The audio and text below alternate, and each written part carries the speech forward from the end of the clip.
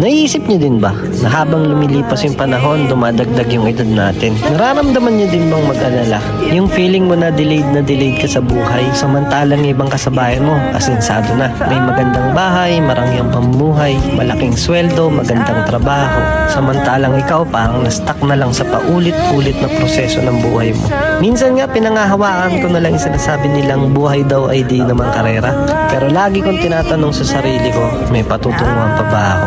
Pero sinugot ko rin yung sarili ko dyan. Minsan talaga naghahanap tayo ng wala sa atin pero hindi natin nakikita yung meron naman tayo. May rason nga pala bakit ako lumalaban sa buhay. Meron akong pamilya na nagmamahal sa akin. Meron akong mga anak na ginagawa kong inspirasyon para magpatuloy sa buhay. Alam ko, hindi man agad ngayon, darating yung panahon na ako naman. Sasamahan ko ng dasal at paniniwala sa sarili na aayon at papabor naman sa akin yung panahon. Naniniwala ako lahat tayo may kanya-kanyang time. Kaya naman pag yun dumating, grab mo na agad.